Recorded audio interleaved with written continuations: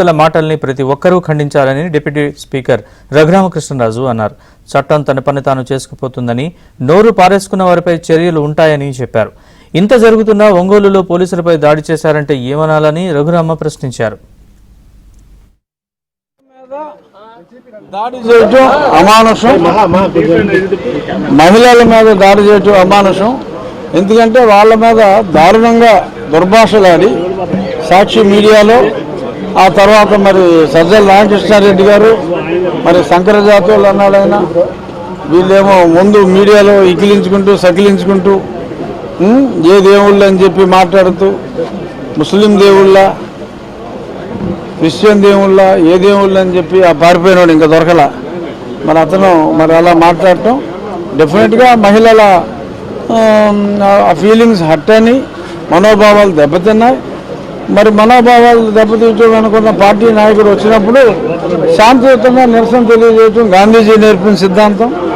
మరి గాంధీవాదంతో వాళ్ళ నిరసన తెలియజేస్తే మరి వైసీపీ వాళ్ళు వాళ్ళ ఒరిజినల్ పోకన్నే చూపెడుతూ మరి వాళ్ళ దాష్టికాలు మహిళల మీద చేయటం అనేది ప్రతి ఒక్కరూ ఖండించవలసిన విషయం. మరి అది చేస్తే మరి పోలీసులను కూడా గాయపరిచారంటే మరి ఇది చిన్న విషయం కాదు. మరి తప్పకుండా ఆ దాడి చేసిన వాళ్ళ మీద మరి ప్రభుత్వం తగు చర్యలు తీసుకుంటుందని నేను అనుకుంటున్నాను. ఇప్పుడు కూడా ఆ విజువల్స్ చూడలే నేను. ఇప్పుడు కూడా వైసీపీ వాళ్ళు ఆ మాటకి కట్టుబడి ఉన్నారనిపిస్తుంది. ఇప్పుడు కూడా ఇది తప్పు అని కూడా ఒకరు కూడా ఖండిస్తారు.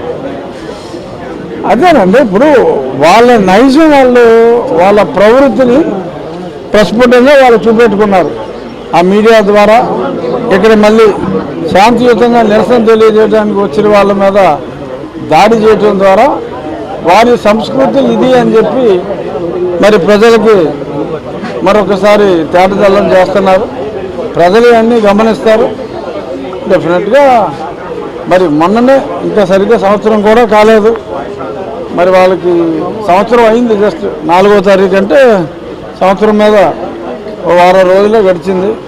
మరి వాళ్ళకి దారుణంగా బుద్ధి చెప్పి మరి అయినప్పటికీ బుద్ధి రాకపోవటం దురదృష్టం. మరి ఏం చేయగలం? వారికి బుద్ధిని ప్రసాదించాలని చెప్పి భగవంతుని ప్రార్థించడం తప్ప మరి అంతకన్నా చేయగలిగింది ఏమీ లేదు.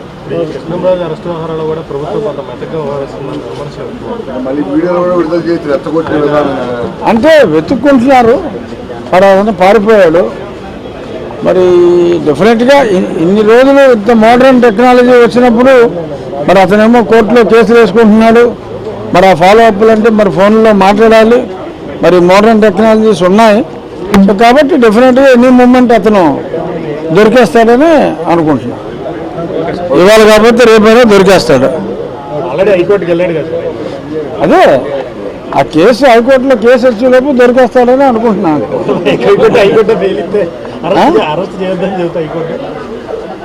ఎందుకంటే అరెస్ట్ చేయొద్దని ఎందుకు చెప్తారు జనరల్గా? ఇప్పుడు అంత దారుణంగా కామెంట్ చేసిన వాళ్ళని రక్షిస్తుంది హైకోర్టు అని చెప్పి నేనైతే అనుకోను.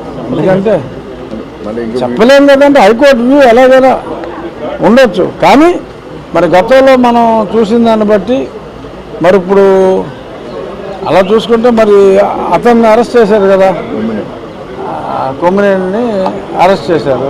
కానీ ఆయన వెకిలిన వాళ్ళు నమ్మటానికి అసలు కారణమైన వదిలేయటం అనేది డెఫినెట్గా ఏ న్యాయస్థానంలో కూడా జరగదు.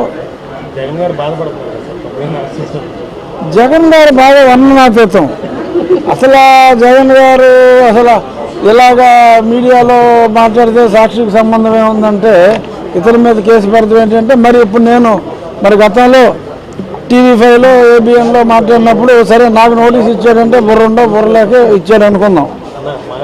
మరి ఆ యజమాన్యాలిద్దరినీ కూడా మరి ఎందుకు? ఇప్పుడు మాట్లాడింది నేను, వాళ్ళు అడిగారు, ప్రశ్నలు అడిగారు, మాట్లాడాను. శ్రీనివాసలాగానే కొమ్మినేని శ్రీనివాసరావు లాగా వాళ్ళు యాంకర్లు, వాళ్ళ మీద కేసు పెట్టారు. మళ్ళీ ఇంకొక వితండవాదం ఏంటి, వీళ్ళు పిశాచాల రాక్షసుల శంకర జాతీయులు అని చెప్పి సజ్జలు అన్నాడు. దేనికి? ఫోటో అని చెప్తూ కొట్టినందుకు.